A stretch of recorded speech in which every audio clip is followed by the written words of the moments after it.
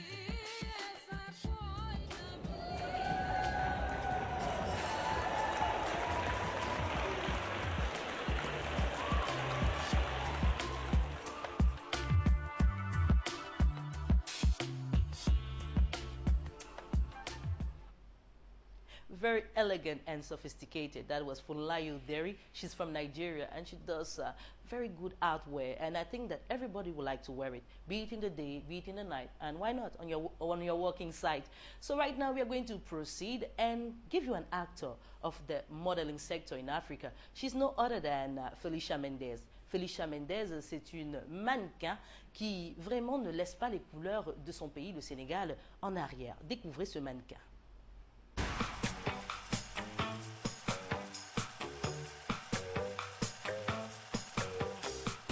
Née au Sénégal, Felicia Faye Mendes s'envole pour Paris en 1994. Repérée très jeune pour sa beauté hors du commun, notre mannequin en herbe pose dès l'âge de 11 ans et évolue entre études littéraires à Paris et cours d'anglais ou de théâtre à New York. Nouvelle recrue de l'agence New Madison début 2010, dès son retour de Los Angeles, ville de ses premiers contrats, la belle défile alors pour J3, Vivienne Westwood, le festival de Dinard et pose pour les magazines Votre Beauté et Femme du Maroc. Mannequin mais aussi actrice en devenir, voici une belle destinée à suivre.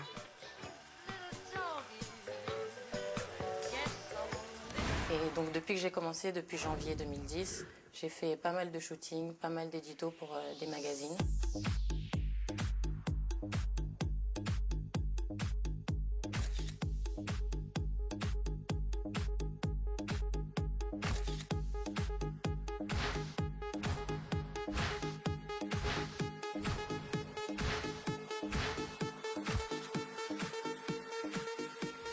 C'était une très bonne expérience, c'était dès la première semaine, donc je suis rentrée dans le bain tout de suite du mannequinat. Ce que le mannequinat m'apporte de positif, c'est surtout qu'on apprend à se reconnaître. Parce que Quoi qu'il en soit, être mannequin, c'est aussi un petit peu être actrice. Parce que devant l'objectif, on doit jouer un rôle. On n'est plus soi. Des fois, on nous demande certes d'être soi-même, mais il y a d'autres fois, pour certaines éditos, où il y a des choses d'imposer. On doit jouer ce rôle. On doit, par exemple, si c'est une campagne de pub, jouer le rôle de la fille fatale, ou la fille simple, ou la fille naturelle. Et donc, c'est beaucoup de... Il faut savoir prendre sur soi, savoir développer soi-même certaines de ses facultés et surtout être capable, parce que c'est quand même un challenge envers soi-même, être capable de se dépasser.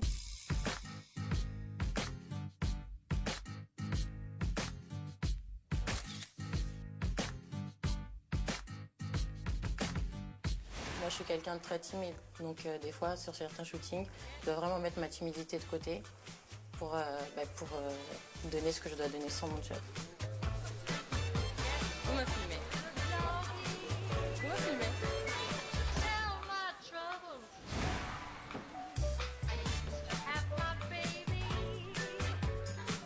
La relation avec le photographe sur un shooting, c'est très...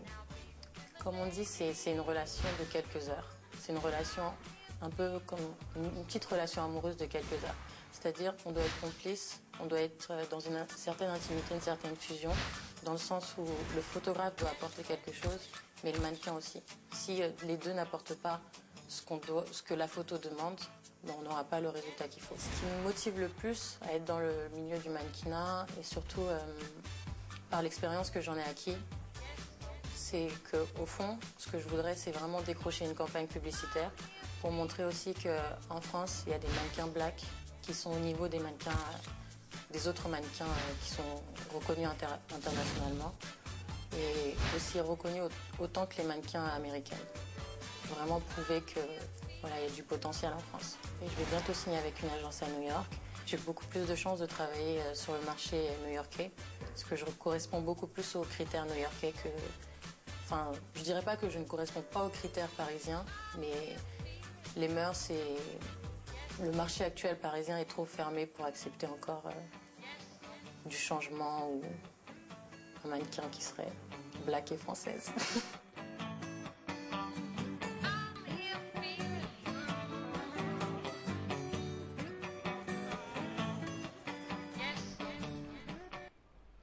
A top model enjoying herself because she knows that work is very hard, but she tries to make it at her best. And that's why today we were showing to you a modeling who is doing part of what we know, making Africa to go ahead. And without waiting anymore, we're going to bring to you the Artist of the Week. It was a dance that when I discovered, I didn't know whether I should go downwards or should stay upwards. But with time, I really took all the time necessary to know how to make the steps. It's coming from Cameroon and it's a traditional dance. But today they're going to try to bring it out from the forest and bring it to everybody because, you know, in our program, Africulture, as you know, we're trying to make you discover what makes Africa to be strong. And don't forget, the address is afriqueculture@yahoo.fr. afriqueculture@yahoo.fr. Mesdames et messieurs, c'est l'artiste de la semaine.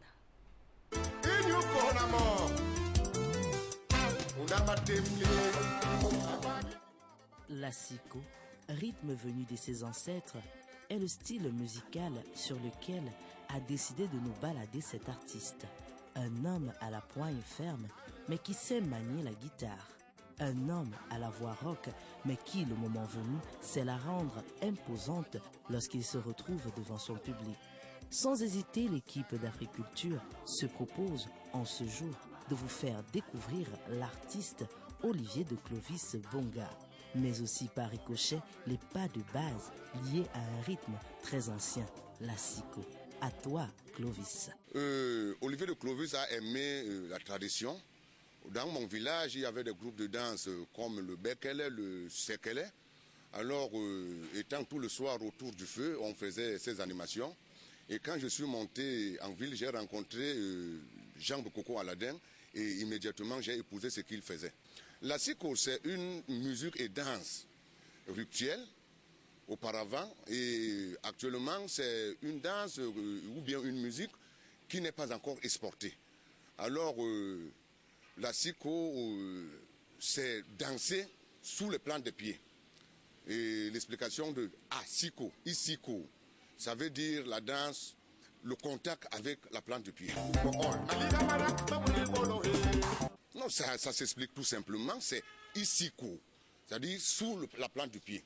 D'où le contact que l'homme qui danse a avec la plante du pied. L'aspect traditionnel, c'est que la siko, il y a moins de gens qui jouent la siko et moins de gens qui dansent la siko. Bon, dans des temps passés, c'était difficile de rencontrer un groupe d'asiko. Les gens voyaient celui qui jouait la siko comme quelqu'un de mystique, ou bien celui qui danse la siko comme quelqu'un de mystique. C'est pour ça qu'on disait que c'est une danse de guérison. C'était rare auparavant. Mais actuellement, la siko a inondé par toutes les villes et je pense que ce n'est plus à ce niveau. Partir ventiler la siko, c'est par exemple ici avec Afrique Média, c'est par exemple dans les manifestations qu'on nous invite, puisque avant c'était difficile de jouer la siko. Il y avait d'abord peu de gens qui jouent la siko. Alors maintenant, nous sommes obligés d'aller vers les médias pour exporter la siko. C'est la seule musique au Cameroun qui n'a pas encore été promue. J'ai peur de le dire, mais c'est un manque de soutien, surtout en commençant par nos élites. Parce qu'on ne peut pas promouvoir la siko sans mettre les moyens. Alors il faut avoir un cœur pour mettre le moyen pour que la siko décolle.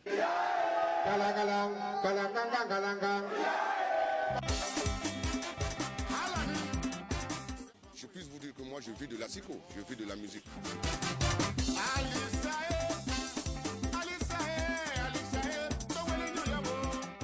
Oui, Olivier de Clovis a 3 albums.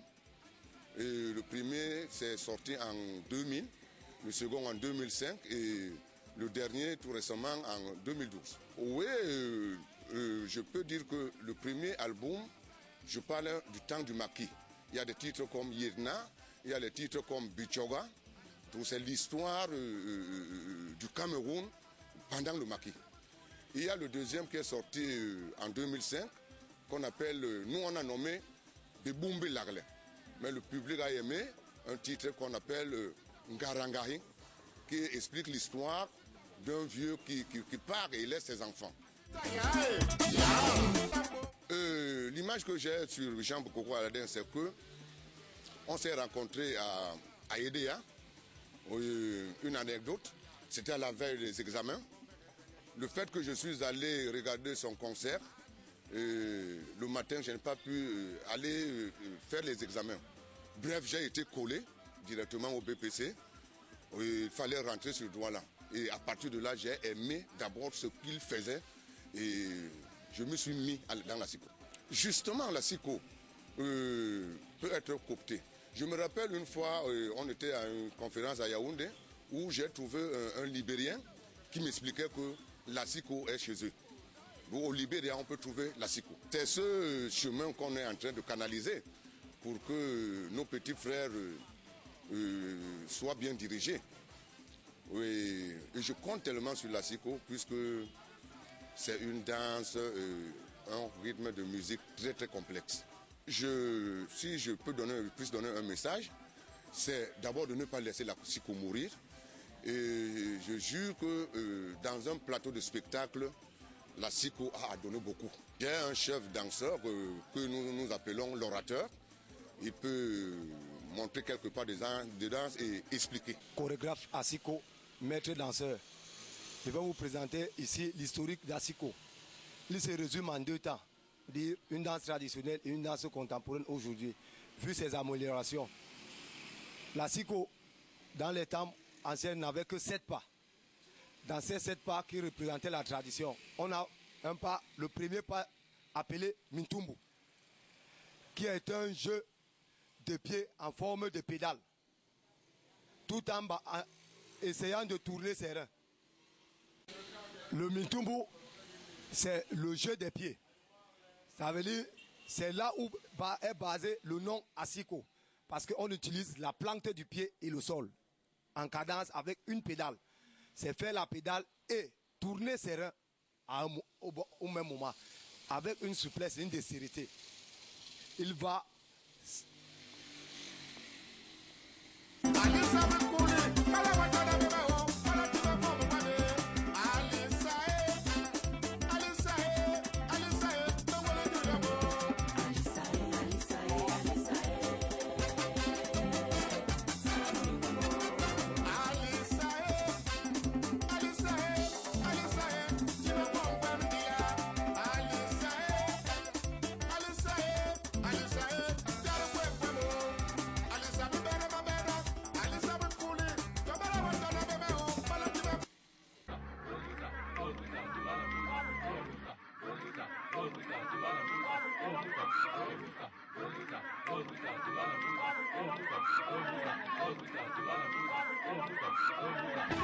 Ingera umaseminko ndehenge mdibitolo inyu kohona mo unamatemli wo bigani kibanyomo unamatemli mogo labanyanmo iyenmawo ajablo nyongalowa atilama ilale dongen ayele plus long que du Cameroun abanyama babandele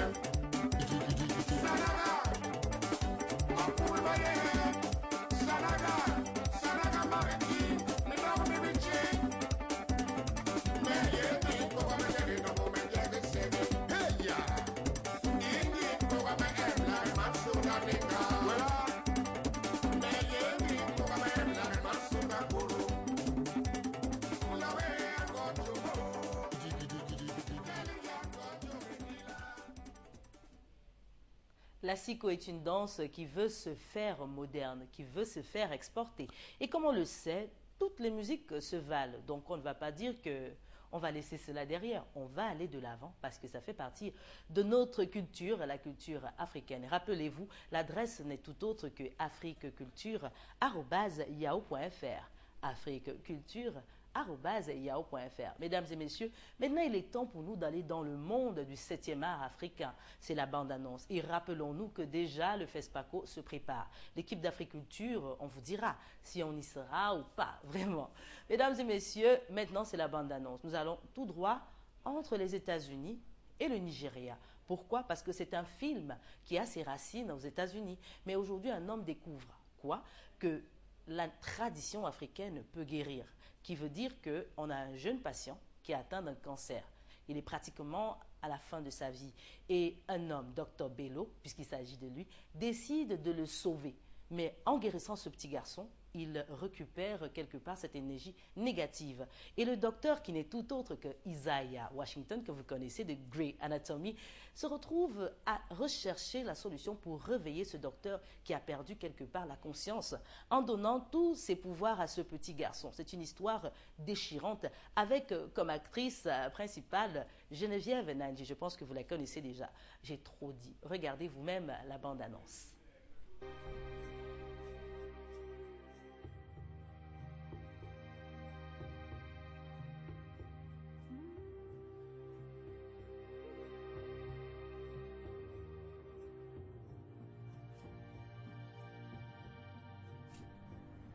You think my dad will miss me when I die too, Dr. Tran? Sam, your dad loves you very much. Sam? Sam? Sam! You gotta do something. You bring him something. You gotta call the police. I'm sorry. We've tried everything. I know someone who can help. All he cares about is the damn hospital. He's been hiding from me. You do nothing and Sam dies. You'll hear from my attorney. Excuse me, Dr. Bello. What area of medicine have you specialized in? I am what you call a general practitioner. You think this is some kind of game? Look, I have a very sick boy dying in my hospital. There's a source, and I want it. There's nothing there. It's a one-shot deal. You are on suspension pending the investigation. He's been in jail for 6 months. He's extremely ill. They're charging him with medical malpractice. He's way too advanced. He had a special drug in a little bottle. He brought it in from Nigeria, and what can you get? Only he knows where it is. Okay, then I'll go. Yes, I'm trying to trace the history of Dr. Bello. There's a drug that I'm trying to get. It's a potent cancer cure. If you want to help him, you will have to help yourself first. You must visit the sacred mountains of Idori. Idori? Inondo? Yeah, my assistant, Dr. Enyola, will take you because no one climbs okay, Dory. I mean, I know. I have tried to warn him, but he won't listen. And I'm really afraid for his life. Please, I need your help.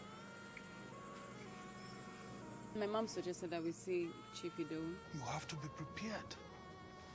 Mind, body, and soul. You will face your demons. A lot of people have tried to unravel the miracle of the sacred mountain. Some have even gone mad. Some simply vanished. My son, when you get to the top of the mountain, you will come to the gate of clouds.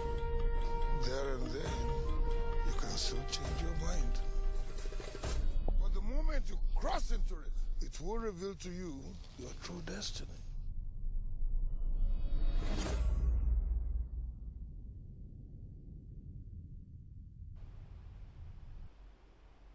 So can you tell me, what are the limits for a man who wants to get the answers to all the questions in his head? You have to watch this movie. It's Dr. Bello. And you saw it, there was Stephanie Okereke. So just watch it because it's really interesting as movie.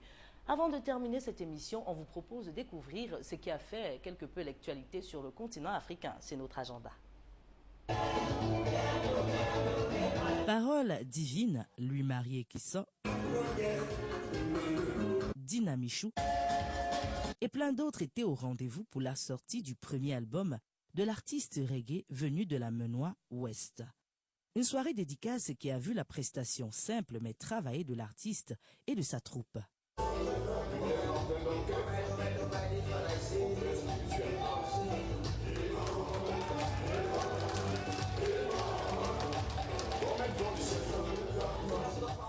Soirée qui a vu la présentation à un public averti de son titre tant attendu My Brother.